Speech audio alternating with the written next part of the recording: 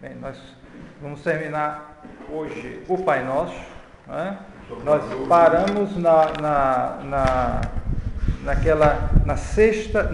quinta petição do Padre Nosso, né? Exatamente. Falando em Pão Nosso cada dia, dai-nos hoje. Não, nós justamente vimos até aqui.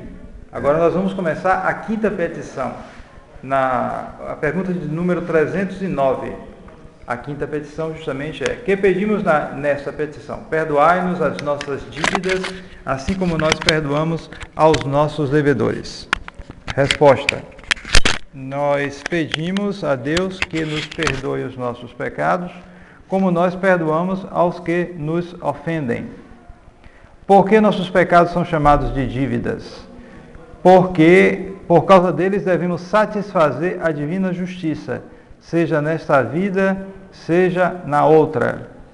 Os que não perdoam ao próximo podem esperar que Deus lhes perdoe? Os que não perdoam ao próximo não têm razão alguma para esperar que Deus lhes perdoe, tanto mais que se condenam por si mesmos, dizendo a Deus que lhes perdoe, como eles perdoam ao próximo. Essa oração, o Pai Nosso, o modelo de oração, né? Ela tem esse desafio, e muita gente certamente não se dá conta, talvez, né? Quer dizer, perdoai as nossas ofensas, assim como nós perdoamos, as nossas dívidas, assim como nós perdoamos aos nossos devedores. Por que mudaram a tua ofensa? Mais ou menos rapidinho. Bem, a rigor, eu acho que diminui um pouco isso, porque dívida é mais amplo. Dívida você tem que pagar. É mais amplo, você tem que pagar. Ofensa fica uma coisa assim, você pode simplesmente perdoar, mas dívida supõe uma reparação, é algo mais forte. Né? Quanto mais que você vê que nesse desvio do Vaticano II, se concentrou muitas coisas nessa questão do chamado mistério pascual. Quer dizer, e com isso esse mistério pascal, ele tira a noção de reparação. Certo? Então eu acho que, não sei se foi intencionalmente, mas há uma ligação um pouquinho com essa questão de dizer ofensa e dívida. Porque dívida mostra, se você tem uma dívida, você tem que pagar. Boa história. Você deve ao outro a dívida. Né? Então, aqui está um desafio para o católico. Ele reza o Pai Nosso todo dia, mas como é? Ele está pedindo a Deus que perdoe a dívida dele, mas ele está vinculando esse perdão ao fato de ele perdoar também aqueles que devem a ele. Então, se ele não perdoa, ele não pode esperar que Nosso Senhor perdoe. A oração dele está sendo vã. Olha que é um trecho longo, foi posto para... Exatamente. Então, Nosso Senhor põe isso para justamente nos levar a perdoar. Você tem que perdoar também. Olha aquela parábola, famosa parábola dos devedores, né? Um devia muito menos, perdoou, ele vai e quer esganar o outro. Não, devia muito ao Senhor, o Senhor perdoou, ele então depois encontrou um mais subordinado ainda, que devia uma coisa pequena e queria esganá-lo. É isso, é o Pai Nosso. É uma parábola do Pai Nosso aí. Se você não perdoa, você também não pode esperar o perdão de Deus. Então está vinculado, muito vinculado. É caridade de Deus, de nós para com Deus, mas está ligado à caridade nossa também para com o próximo. Tem que perdoar. Então, sexta petição, pergunta de número 312. Que pedimos na sexta petição, e não nos deixeis cair em tentação. Na sexta petição, nós pedimos a Deus que nos livre das tentações de duas maneiras: ou não permitindo que sejamos tentados, ou dando-nos graças para não sermos tentados. Que são as tentações? As tentações são um incitamento ao pecado, que nos vem do demônio, das pessoas mais do mundo, né? Ou das nossas próprias paixões. É pecado ter tentações? Não é pecado ter tentações, mas é pecado consentir nelas, ou expor-se voluntariamente ao perigo de consentir. Isso aí é um erro muito comum, prático, nas pessoas que sofrem tentação disso, tentação. Eu estou perdida porque eu estou tentada aqui, ali, aqui e acolá. Não tem mais jeito. Não tem mais jeito porque está tentado. Não, atenção. E pior que isso, eles confundem a tentação com o consentimento. Porque, sei lá, entrou um pensamento ruim na cabeça, aí procurou afastar, continuou. afastou, continuou afastando. Eu consenti. Não. Você pode passar a vida toda com mau pensamento e não consentir. Você tem que distinguir bem isso. Consentiu ou não consentiu. Não é o fato de você tirar e continuar, tirar que significa consentimento. Pode significar, mas não necessariamente. Então, vamos dizer, a gente tem que aceitar a condição da tentação. Você tem que, é o que a gente diz aqui, é o que se diz aqui na petição. Quer dizer, você pede a Deus ou que nos livre de cair na tentação, ou seja, que a tentação chegue, certo? Ou que nos dê a força para a graça, para que não sejamos vencidos. Portanto, se alguém se vê em tentações, não quer dizer que nosso Senhor está faltando com ele. Quer dizer que nosso Senhor permitiu aquela tentação, mas que ele pode sempre dar a graça para resistir a essa tentação. É verdade que nosso Senhor pode dar uma graça maior ainda de preservar a pessoa da tentação. E nós temos na vida dos santos esses dois tipos de santos. Os santos que foram assim preservados de uma maneira impressionante, como foi Santa Teresinha do Menino Jesus. É preservado porque por tudo. Santa Teresinha, por exemplo, com relação à castidade, parece que nunca teve nada. Zero. Ou próximo do zero. A única vez que parece que ela conta uma coisa foi que ela, quando foi para Roma, para a Itália, né, que ela era mocinha e era bonita, né, então ela ia saltar do trem, então um rapaz, um italiano lá, ajudou ela a descer assim do trem e parece que olhou para ela assim um pouco, né, ter achado bonita, mas aquela coisa assim que ela nem se deu conta, porque ela foi educada de tal maneira, tão bem, que quando ela, uma vez ela já mocinha, a menina ainda, mas ela foi para a casa de uns parentes dela, ou amigos dela, que não eram assim tão fervorosos quanto os pais, né. Aí quando ela chegou, esse costume que não é bom do mundo, né? Chegar, mocinha, menina bonitinha, ou, que menina linda e não sei o que, essas coisas, né? Que estão espalhadas, infelizmente. E ela ficou sem saber por que estavam falando isso. Porque na casa dela nunca tinham dito que ela era bonita. E olha que ela era bonita mesmo. Porque hoje é o contrário, o sujeito é um macaquinho, mas chama de bonitinho. Que é a maneira educada de chamar o sujeito de feio, né? Sabe disso, né? A maneira educada de chamar alguém de feio é dizer que ele é bonitinho. Então, mas ela não, ela era bonita mesmo. Então, a beleza leva a pessoa a admirar. É natural o movimento, porque beleza é beleza. Quando o sujeito é bonito, você leva você a admirar aquela beleza. No entanto, os pais dela percebiam a beleza, mas não diziam, porque ia fazer mal. Então, ela foi e assim ela foi de tal modo preservada que, sob esse aspecto, castidade, aquilo nem passou absolutamente zero nada. Já outros não, outros santos passaram por situações muito difíceis e até mesmo caíram em pecados. Né?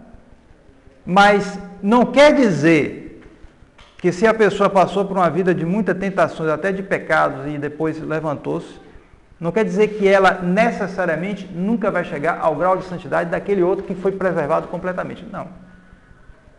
Em si mesmo é verdade, a dificuldade é maior. Alguém que passou por uma vida, e é o caso nosso, nesse mundo perdido, sobre vários aspectos, a pessoa muitas vezes cai em pecados, cai em coisas piores, está cada vez piorando mais, né?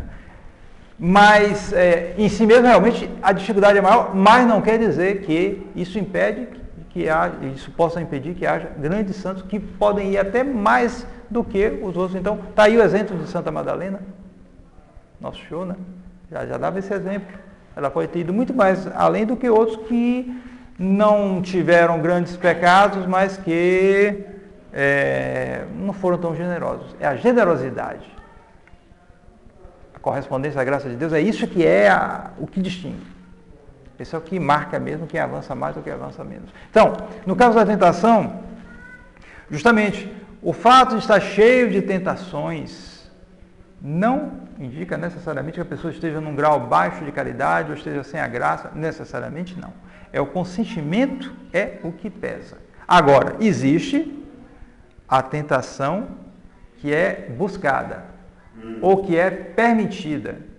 Essa aí é perigosa. Essa aí mostra um grau baixo de caridade porque, ou mesmo, a pessoa pode estar pecando com isso, porque a pessoa procura se expor às ocasiões. Mesmo que ele não quer, mas se ele buscar a tentação, já é pecado. Já é pecado. Já é pecado. Porque ele está buscando a ocasião e se expondo ao perigo de consentir nessa tentação. E quando esse perigo é muito próximo, realmente é um pecado grave. Né? Alguém que procura coisas ruins na internet, é um pecado grave ali.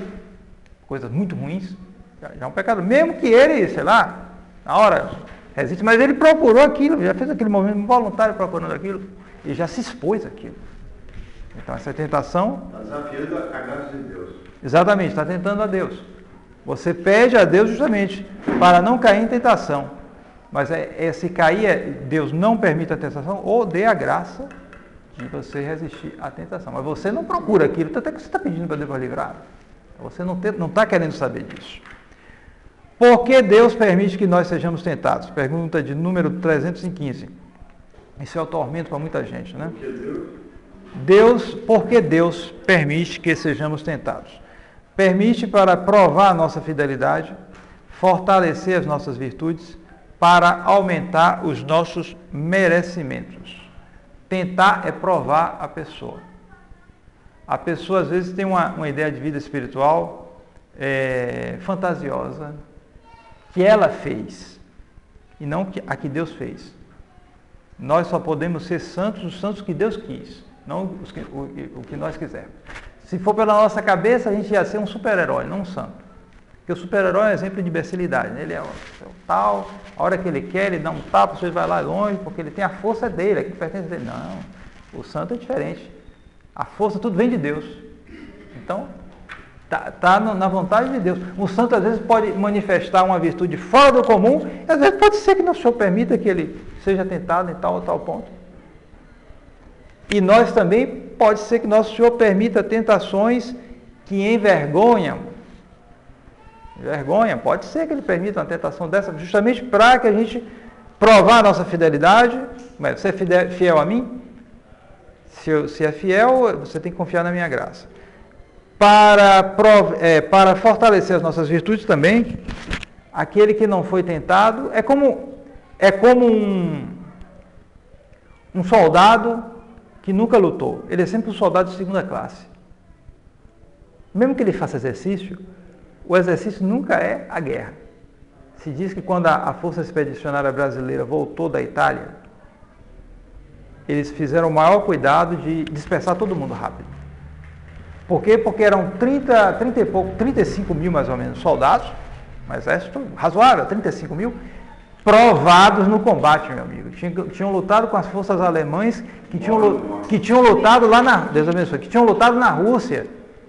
Era um pessoal treinado, eles lutaram com aquela gente ali. Então, quando saíram, já estava o soldado provado. Agora você imagina, 35 mil soldados, bem provados na guerra, podiam mudar o destino de um país, meu amigo. Se você quiser tirar o governo ali, vamos juntar. Só uma observação, eu fiz um documentário sobre a participação da fé ali no norte da Itália. Entrevistei os ex-combatentes. Entrevistou? Quando eu fiz o meu primeiro curso de comunicação. Depois eu vou trazer. Ótimo. Ele mostra justamente isso aí que você está falando. Justamente. Porque eles sabiam que era guerra. Eles tinham sido provados. Não adianta. Se ele não for provado, não adianta. Ele é um soldado de segunda classe.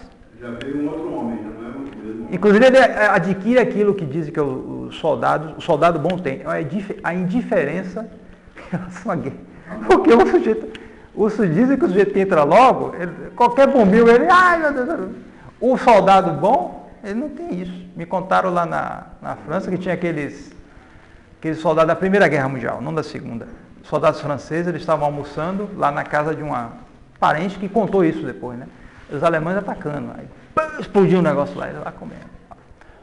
Explodia a outra, não sei o que, o pessoal lá comendo, tranquilo. Explodiu, só faltava, parecia que acabou, mas já explodia a casa. Eles lá. Terminaram de almoçar. Pronto, agora a gente vai levantar, vamos jogar mais bomba ainda do que eles jogaram. Pronto, acabou.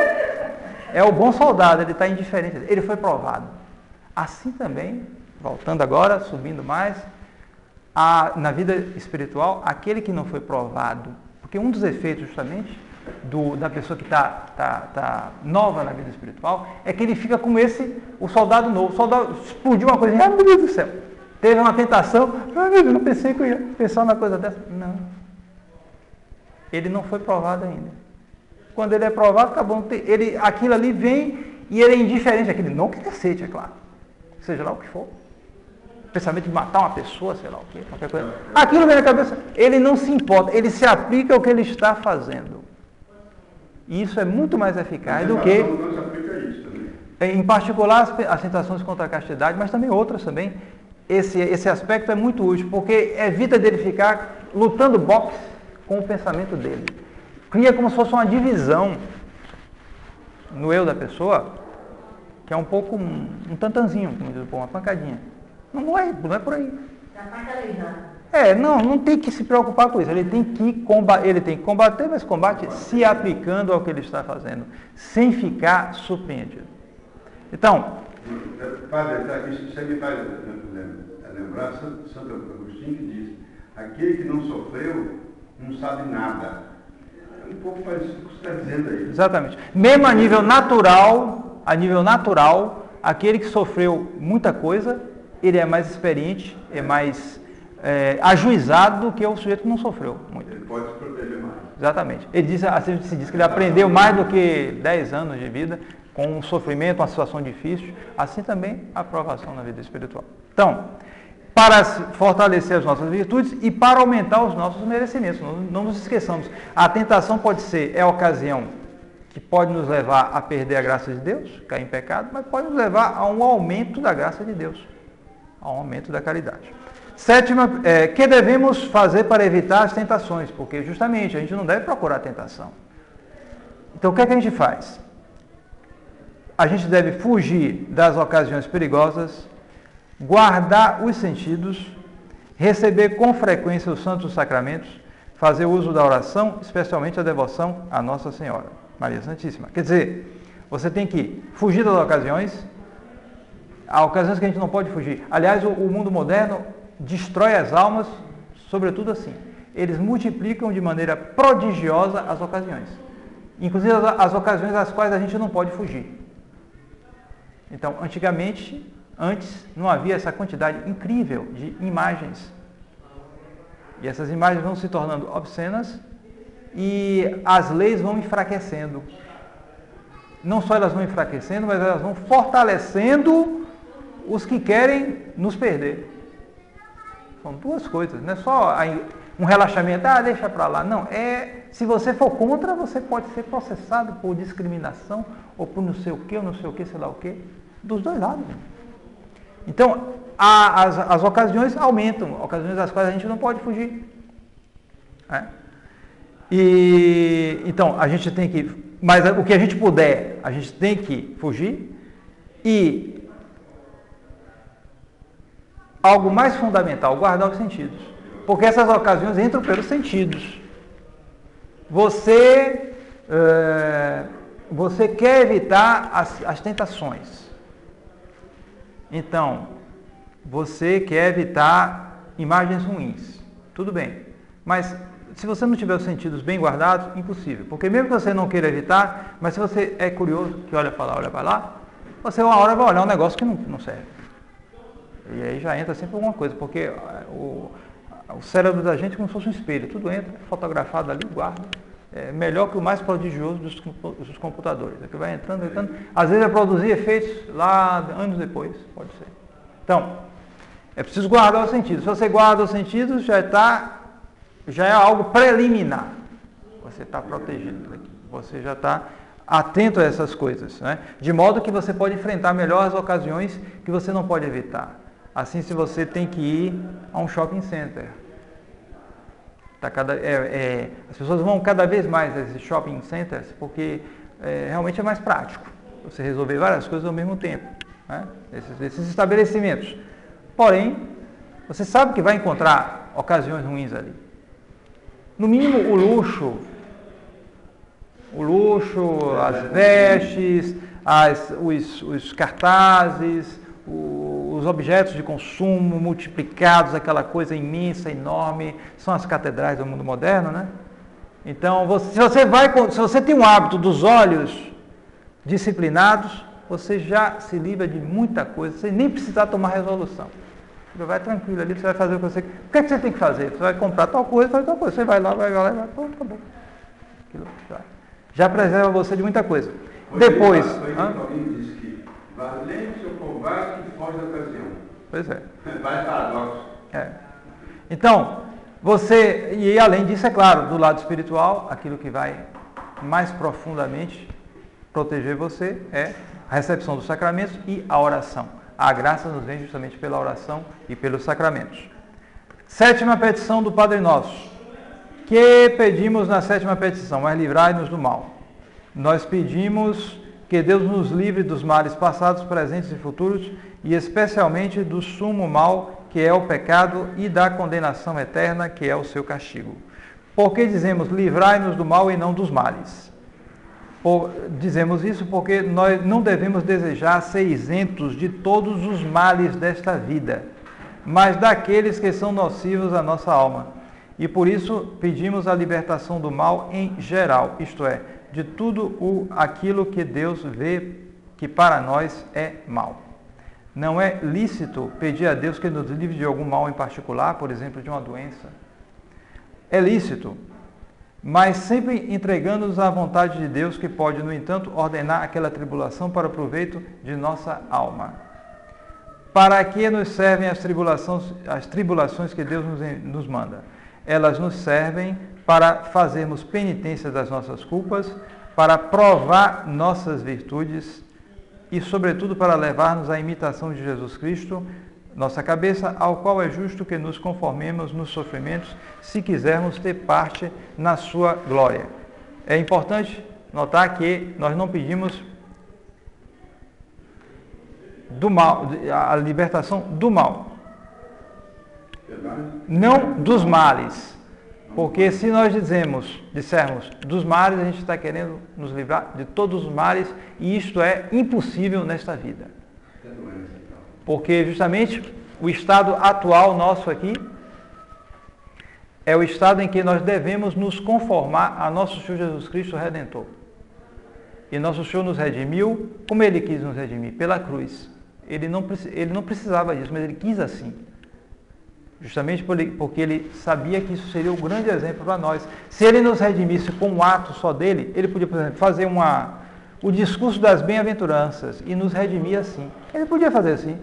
Só que quem é que ia se impressionar e fazer penitência se nosso Senhor não tivesse feito? Então, Ele se submeteu a tudo aquilo, todo aquele sofrimento terrível, para que a gente tivesse justamente o exemplo, para que nós imitássemos. Logo, nossa condição atual é uma condição em que nós devemos expiar.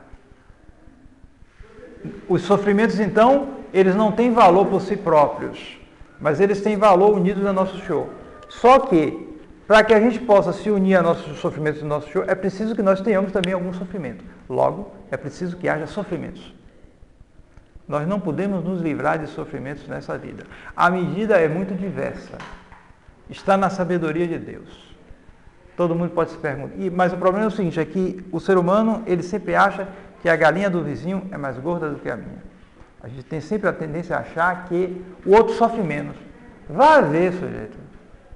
Entrar na vida de cada um para você ver. A tendência é sempre essa. Fulano sofre menos. Porque a gente tem sempre a tendência a achar, a ver os benefícios que ele tem e a não olhar os sofrimentos dele. Ou não olhar, a gente não conhece também. A gente olha o quê? O exterior. Vê o carro dele, está melhor que o meu. Pronto. Você não sofre menos do que eu, porque tem um carro e tal. A casa dele é melhor, fulano tem mais dinheiro, fulano tem um carro que ele ganha não sei quanto. Pronto. Ele não olha o resto. A tendência sempre é essa, achar que o outro sofre menos do que você. Porém, é o que acontece. Claro, objetivamente, alguns sofrem mais, outros sofrem menos. É evidente. Porém, a gente não sabe. A gente não sabe direito. A gente não sabe direito e, portanto, o melhor é que a gente ache os nossos pouco. A tendência seja essa. Como aquela história acho que era o Curadá que contava, né? Você estava cansado com a cruz dele, Aí Nosso Senhor fez mostrar a ele numa visão ou no sonho, tirou a cruz dele e disse, olha, pode trocar por qualquer uma dessas cruzes aí. Ele viu um monte de cruzes. Ele estava achando a cruz dele muito pesada. Então ele saiu experimentando as cruzes. Mas todas as cruzes eram mais pesadas ainda. A peça é mais pesada e mais pesada. Até que ele achou uma, essa aqui está boa, é a sua cruz. Nosso Senhor fez essa lição para ele, né? Para que a gente não fique com essa preocupação, né? De achar que o outro sofrimento. Não. É Nosso Senhor que sabe na sua medida. Mas todos têm uma quantia de males. Então o mal que a gente tem que se livrar é, sobretudo, o mal do pecado. E sua consequência, o mal supremo, a condenação eterna. Dos outros males a gente pode pedir. Não está proibido não. Ninguém fique desanimado nem tremendo. Pode pedir para nos livrar do mal. Mas nesse caso tem que haver uma conformação muito grande, uma resignação muito grande com a vontade de Deus. E a gente viu na aula passada que o Pai Nosso começa com Deus. Deus. Glória de Deus. Depois é que vem as necessidades da gente. São subordinadas, são secundárias. Né? O que quer dizer amém no fim do Pai Nosso? Amém quer dizer assim seja, assim desejo, assim peço ao Senhor e assim espero. Para se alcançarem as graças pedidas no Padre Nosso, basta rezá-lo de qualquer maneira? Não. É preciso rezá-lo sem precipitação, com atenção e acompanhá-lo com o coração. Quando devemos rezar o Pai Nosso? Todos os dias, porque todos os dias temos necessidade do auxílio de Deus. Passamos agora para a Ave Maria. Que oração costumamos rezar depois do Padre Nosso? Depois do Padre Nosso é a Ave Maria, pela qual recorremos à Santíssima Virgem. Por que ela é chamada a saudação angélica? É chamada a saudação angélica porque principia com a saudação que dirigiu à Virgem Maria o anjo Gabriel. De quem são as palavras da Ave Maria? São palavras, em parte, do arcanjo Gabriel, em parte de Santa Isabel e em parte da Igreja. Então, a gente tem uma divisão aqui que justamente traduz isso aqui. Você tem a Ave Maria, primeira parte, primeira parte é o louvor, segunda é a súplica.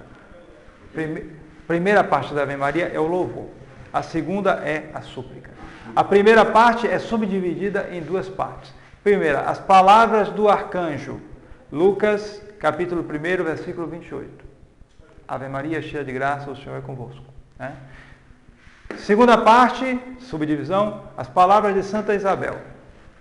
Bendita sois vós entre as mulheres e bendito é o fruto do vosso ventre, Jesus. É Lucas, primeiro capítulo, versículo 42. Essa aqui é a primeira parte da Ave Maria. E a segunda parte, ela teve uma súplica, foi a Igreja. Ela teve uma formação lenta. Se rezava a Ave Maria, essa saudação se rezava primeiro, só. Depois se acrescentou a súplica. A formação lenta foi entre os séculos 13 a 15. Vocês podem ver que é uma coisa relativamente recente, né? Essa segunda parte da Ave Maria. Aliás, parece que a invocação mais antiga que se conhece da Santíssima Virgem é um manuscrito do século III, eu acho. Subtum presidium, a vossa proteção nós nos encomendamos, ó Santa Mãe de Deus, etc. Do século III. Encontrado, quer dizer, quando é encontrado assim, é mais antigo ainda. Porque não foi encontrado o original, encontrou a cópia. Já era usado. Não sabe quem era que fez? Não se sabe. Não, é anônimo. Não, eu acho que é. Subtum presidio, confúgio Santa Dei Genesis. Nossa precazione de spicias in necessitatibus, sed periculis cum quis libera nós sempre, virgo gloriosa et benedicta. Esse é o subtum presidio. Tem mais nada, que eu saiba é só isso. Foi encontrado assim, foi um manuscrito, ou foi um resto de algo assim, do século II, parece. Bem antigo. É a oração mais antiga que se conhece de Nossa Senhora. Mas, certamente, essas palavras do anjo aqui já eram rezadas também. Mesmo que a gente não tenha testemunho. Você tem ela em português? Temos também. Então, a formação lenta da súplica veio nos séculos 13 a 15. E a fixação foi também São Pio V. São Pio V foi um papa realmente extraordinário. Ele fixou a Ave Maria na reforma do breviário em 1568. A partir daí é que nós temos a Ave Maria tal como nós a conhecemos. São Pio V, todo mundo sabe, né? A Santa Missa, também a Ave Maria, a Ladainha, Lepanto, Moncontour. Quem conhece Moncontour? Nunca ouviu falar, né? Esse aí o pessoal não ouve falar. Lepanto foi contra os maometanos. Moncontour foi contra os protestantes. Ninguém sabe disso. Falam da noite de São Bartolomeu, não falam de Moncontour. Moncontour foi uma batalha entre protestantes e católicos na França. Eu vi até perto a planície de Moncontour. Foi um verdadeiro duelo. Porque duelo é proibido em geral, mas duelo pode ser permitido em casos especiais. 25 mil soldados católicos contra 25 mil soldados protestantes. Soldado mesmo, né? Soldado, porque guerra naquela época era em geral soldado. Era quem lutava. Essas guerras que todo mundo é um fenômeno moderno. Antes, lutar era alguém que tinha vocação para aquilo, para lutar mesmo. Então, separaram 25 mil soldados católicos contra 25 mil soldados cristãos, protestantes.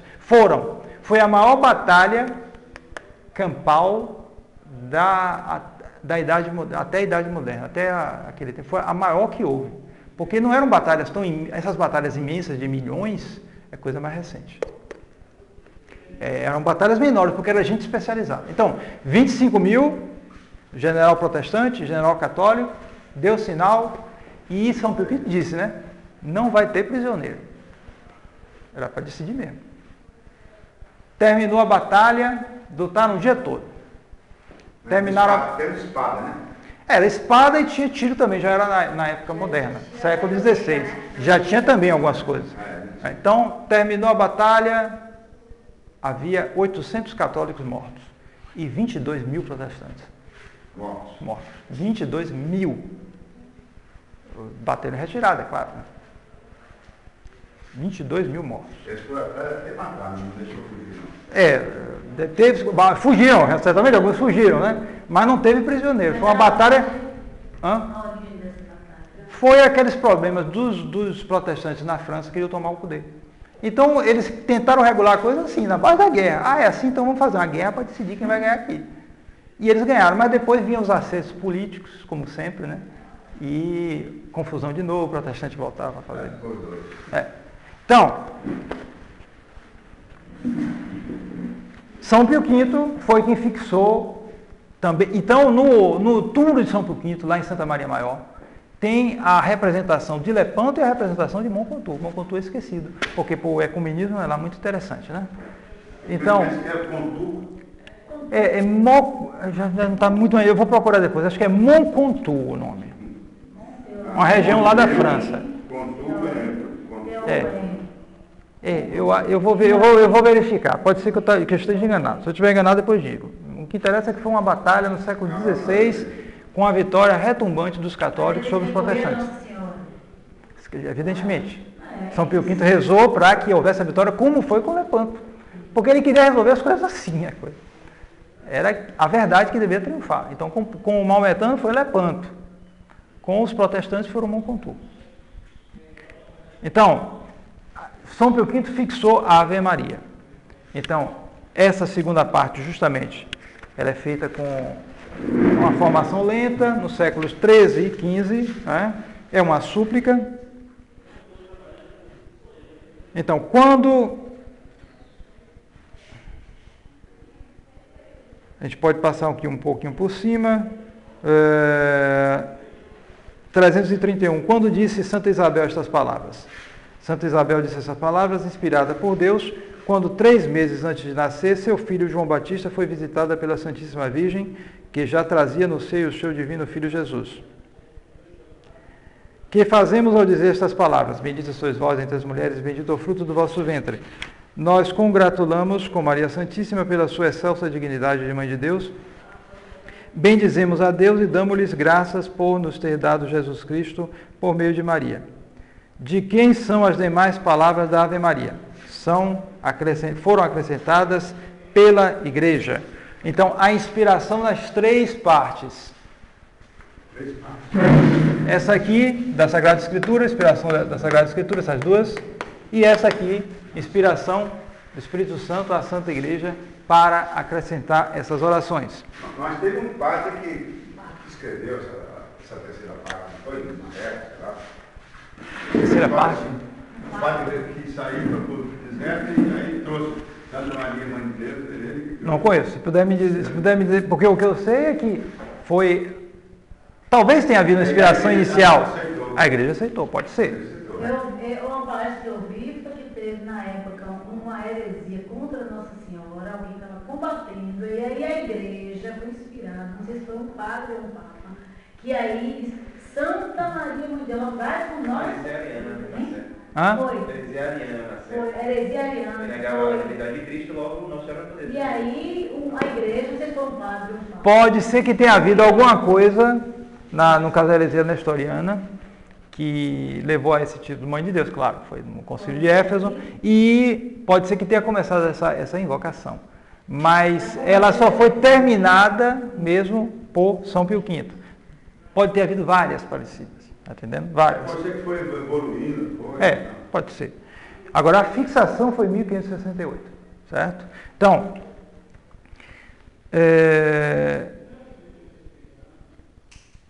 que pedimos com as últimas palavras da Ave Maria? Nós pedimos no decurso desta vida, e especialmente na hora da nossa morte,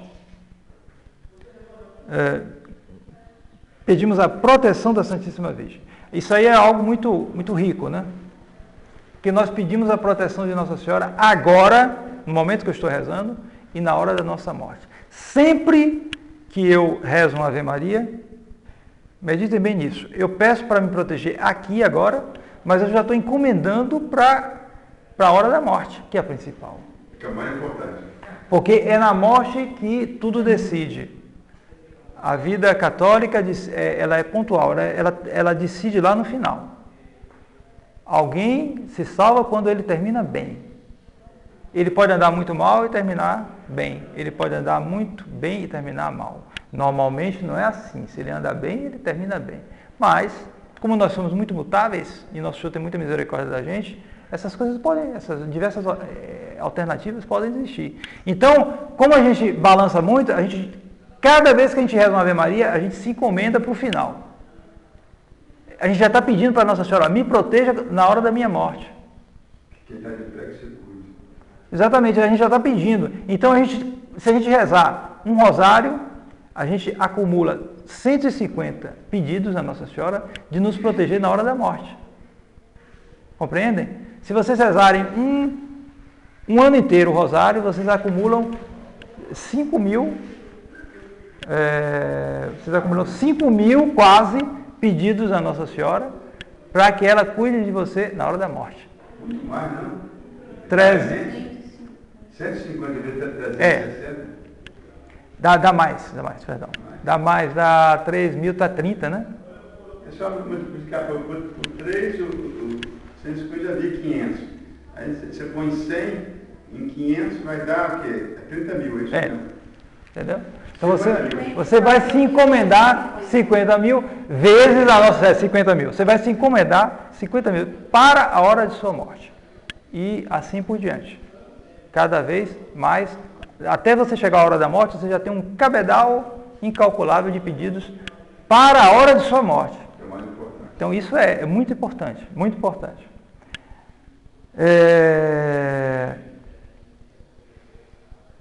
Por que depois do Padre Nosso dizemos antes Ave Maria do que qualquer outra oração? Porque a Santíssima Virgem é a advogada mais poderosa junto de Jesus Cristo. Por isso, depois de termos rezado a oração que Jesus Cristo nos ensinou, nós pedimos à Santíssima Virgem que nos alcance as graças que imploramos. Por que motivo é tão poderosa a Santíssima Virgem? Porque é Mãe de Deus e impossível que não seja atendida por Ele. Que nos ensinaram os santos a respeito da devoção à Santíssima Virgem. Os santos nos ensinaram que os seus verdadeiros devotos são por ela amados e protegidos com amor de mãe muito terna, e por meio dela têm a certeza de encontrar Jesus Cristo e de alcançar o paraíso. E a devoção mais recomendada é o Santo Rosário, justamente porque no Santo Rosário você tem tudo isso entrelaçado.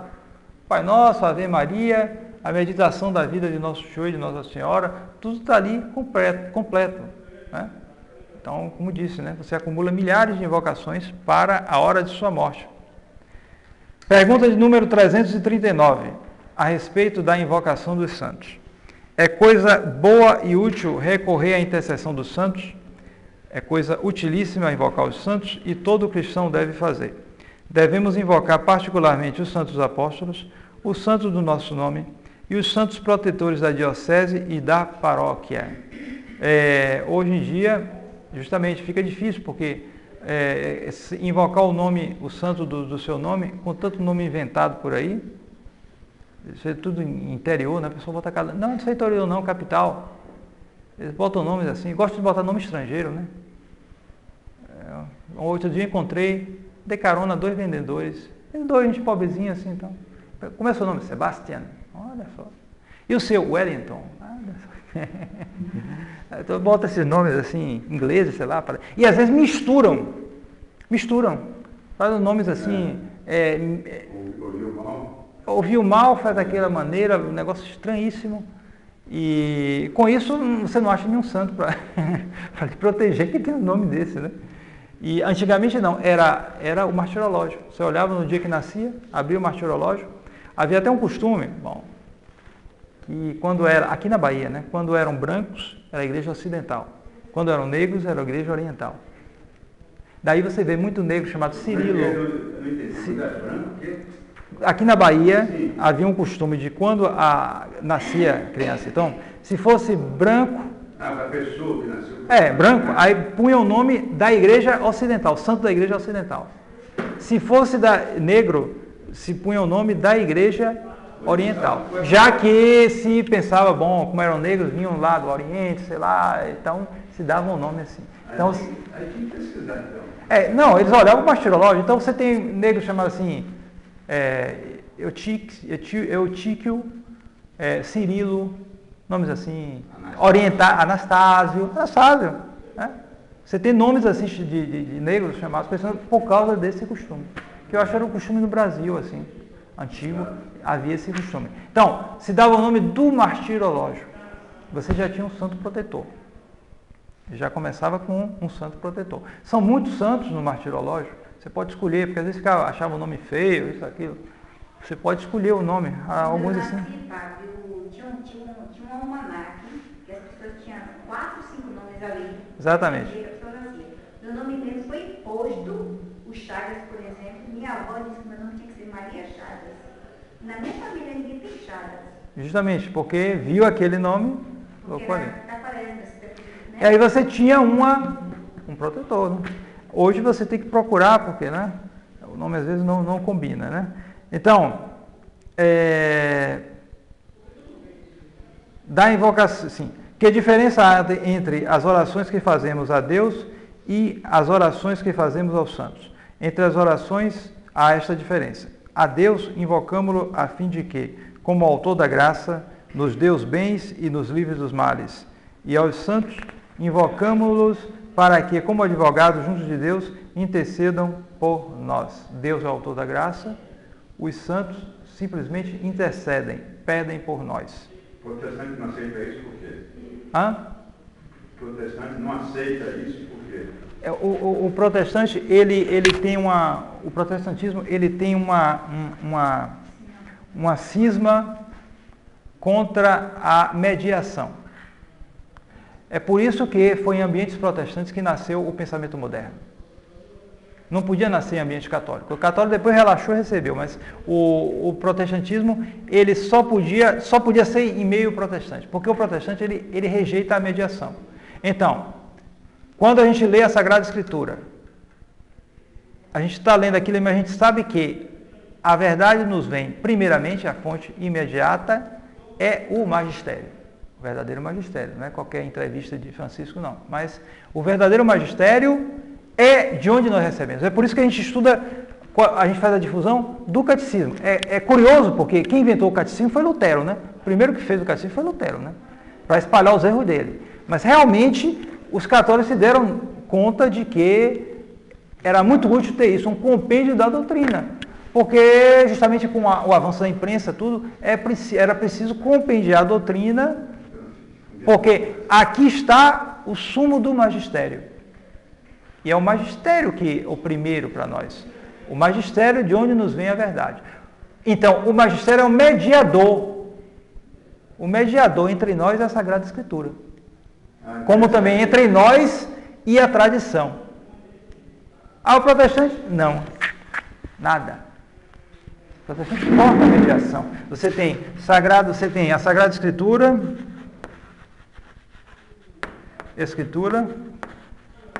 e você tem a tradição oral, né, que vem a nós através do magistério. Através do magistério, ele chega até nós. Através do magistério. Certo? Aí o protestante diz, não. Ele não quer saber disso, porque ele não tem tradição, né? Não quer saber disso. Porque ele teria que passar por autoridades, etc. Não quer saber. Corta a tradição, corta o magistério, só tem a Sagrada Escritura. Mas como é que a Escritura vai chegar até nós? Não tem problema. O Espírito Santo, a pombinha do Espírito Santo, a gente lê a Sagrada Escritura e o Espírito Santo nos dá o sentido. Para cada um. Então corta a mediação. Deus podia ter feito as coisas assim, mas ele não fez. E como é que a gente sabe? A gente sabe a posteriori, examinando o resultado. Pelos frutos se conhece a árvore. Porque se fosse o Espírito Santo, ele podia fazer isso mesmo. Sendo Deus, podia fazer. Mas nesse caso, cada um, tanto eu como qualquer outro que lesse a Sagrada Escritura, teria a mesma ideia. Mas não é assim, todo mundo sabe que não é assim. Então, é errado. Consequência, se não é o Espírito Santo, ou é o Satanás, ou é a gente mesmo. A cabeça de cada um. Então a verdade vai ser fundada na sua cabeça, porque é a sua cabeça que vai interpretar. Entende? Então, olha, o que é a filosofia moderna? É isso aí. Cada filósofo é uma filosofia. Ele parte do nada, ele rompe com qualquer tradição. Penso, logo existo. Acabou. Ele faz sua filosofia a partir daí. Era um católico, Descartes, né? Mas recebeu influência do protestantismo. Esteve na Holanda, isso, aquilo. Teve contato ali com aqueles pensadores, aquele pessoal, protestante, judeu, esse pessoal todo, que estavam elaborando esse tipo de filosofia. Romper com a tradição. Romper com a tradição, não receber mais nada, sai da minha cabeça. Então ele meditou, penso, logo existe. A partir daí eu tenho certeza disso, é uma ideia clara. E eu parto para construir a minha filosofia a partir daí.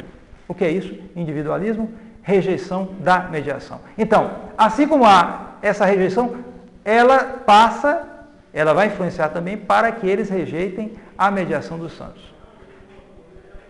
Rejeitam a mediação dos santos. E com aquela palavra de nosso show em Timóteo, na carta de São Paulo a Timóteo, que só há um mediador entre Deus e os homens, Jesus Cristo nosso show. É verdade, mas entre Jesus e nós há outros mediadores. Porque mediação é uma coisa tão evidente. Se eu estou aqui, eu estou fazendo um trabalho de mediação. Estou transmitindo a doutrina para vocês. É um trabalho de mediação. O próprio pastor.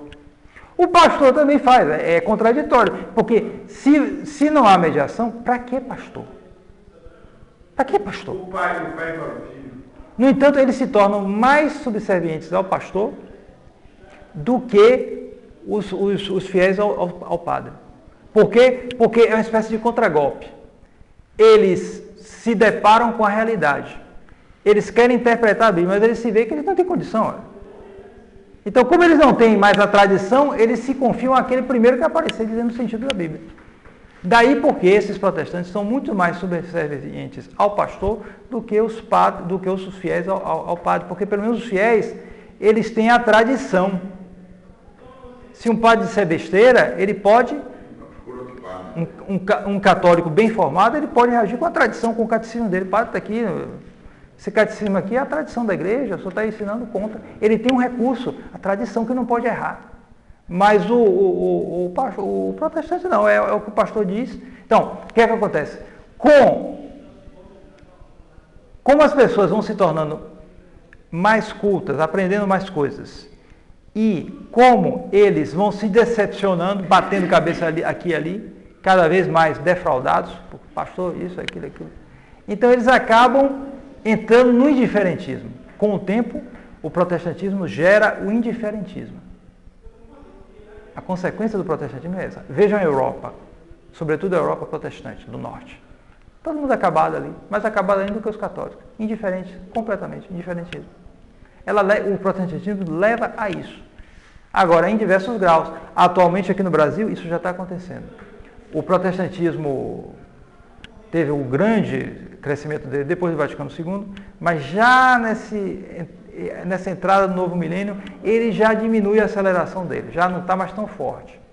Agora, o que está prevalecendo é o indiferentismo. Mas o indiferentismo ainda, que não é o indiferentismo da Europa, a pessoa não liga para nada. Eles, em geral, eles têm a Bíblia, eles leem do jeito deles, eles vão de vez em quando numa igreja aqui e ali, mas ele tem a religião dele ou não tem religião nenhuma, que é a Bíblia, sei lá, uma coisa parecida. Isso tem aumentado muito, até estatisticamente. Mas o número dessas igrejas é absurdo, toda hora tem uma igreja nova. Sim, abre, mas muitas vezes não tem muita consistência. O crescimento continua, mas não é mais tanto quanto antes. Não é mais tanto quanto antes. Certas igrejas estão experimentando uma certa diminuição, né? Então, alguma coisa. Agora, o indiferentismo, esse tem aumentado. Porque é a consequência do protestantismo, né? Eles negam a mediação. E também, portanto, negam a mediação dos santos. Negam a mediação sobrenatural, no mundo sobrenatural. No entanto, é a lei de Deus, é o modo de Deus agir, até no mundo natural. Tudo é feito através de mediações. Tudo. Tem passagem na Bíblia que pede para rezar, né? Sim. A passagem que pede para rezar para o fulano, eles rezavam por ele, rezavam entre eles. Essa mediação existia normalmente. Então, é muito útil ter essa invocação aos santos, porque tudo está estabelecido dentro do plano de Deus, né? E nosso Senhor estabeleceu que certos santos têm um papel maior sobre nós. Cabe a nós, então, discernir, pedir a nosso Senhor luzes, e isso pode ocorrer, às vezes, de uma hora para outra, rezar numa situação, pedir a um santo, fazer uma novena a um santo, e às vezes a gente descobre que aquele santo tem um papel assim, importante na nossa vida, em tal ou tal ponto particular, né? Então, é importante, a gente não pode, de maneira... Existe santo especialista em problema A, B, C? Existe. São santos invocados para certas necessidades, até de problemas de saúde, como é o caso do São Brás, né, que é para a garganta, né? Peregrino. Exatamente. Câncer. Para outras doenças, para isso, para aquilo, sempre há santos que foram estabelecidos para essa ou aquela necessidade. A gente vê na vida dele, a gente vê a devoção que o povo católico teve em relação a eles, a gente pode invocar tal santo em tal necessidade. E às vezes isso pode ser que nós só esteja esperando aquilo para conceder a graça a nós. Bom?